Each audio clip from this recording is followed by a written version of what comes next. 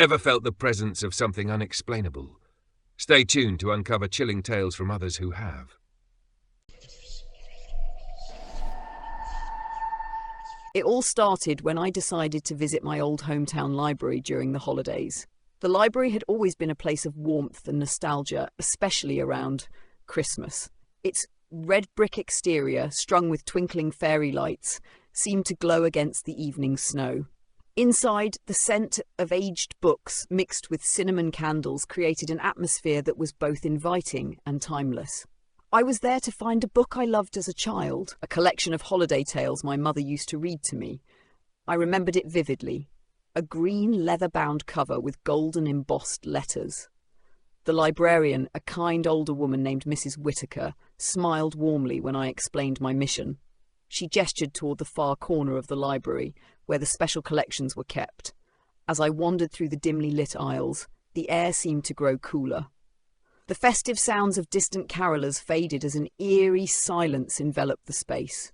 I told myself it was just the insulation of the old building, but it felt different. Every creak of the wooden floorboards seemed louder, every shadow on the high, arched ceiling darker. Then I saw it. The book was resting on a small table by the frosted window, as though someone had left it there for me. Excited, I reached out. But before my fingers touched the leather, I heard a faint rustling sound behind me. I turned quickly, expecting to see another patron or Mrs. Whittaker, but the aisle was empty. "Must be the draft," I muttered, though I wasn't entirely convinced. I took the book and settled into one of the overstuffed chairs by the old fireplace. As I flipped through the pages, the words seemed oddly unfamiliar. They weren't the cheerful holiday tales I remembered. These were darker, more mysterious, recounting strange occurrences and unresolved mysteries. That's when I noticed something odd. In the corner of my eye, I saw movement, a figure standing by the table where I'd found the book. It was a young girl, no older than 10, wearing an old-fashioned winter coat with a fur-lined hood. She was gazing at me with an expression that was neither sad nor happy. "Just curious." "Can I help you?" I asked hesitantly. She didn't respond. Instead, she pointed at the book in my hands. Her small finger rested on a particular page. I glanced down and saw an illustration of a girl who looked just like her. The caption read, "The Christmas Wish." I looked up again, but the girl was gone. Feeling a mix of unease and fascination, I began to read the story aloud. It was about a little girl named Eleanor who lived in the town a century ago.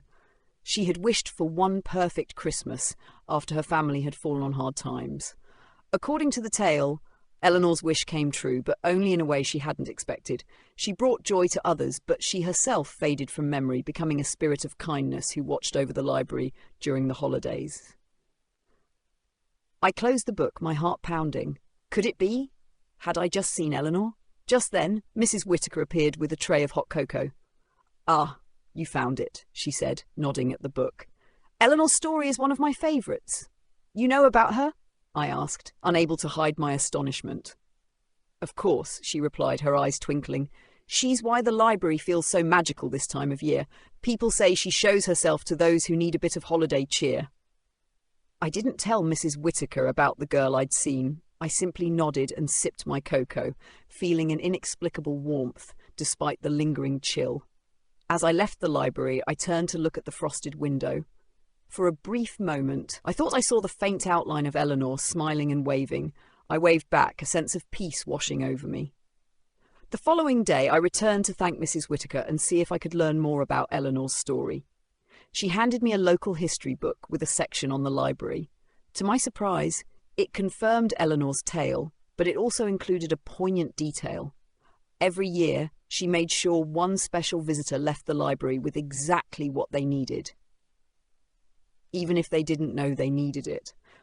Looking back, I think Eleanor gave me more than just a story. She gave me a reminder of what the holidays are truly about: kindness, wonder, and the enduring magic of giving. If this chilling tale gave you goosebumps, don't forget to like, subscribe, and turn on notifications for more stories like this. Thank you for tuning in to Ghostly Echoes. Until next time,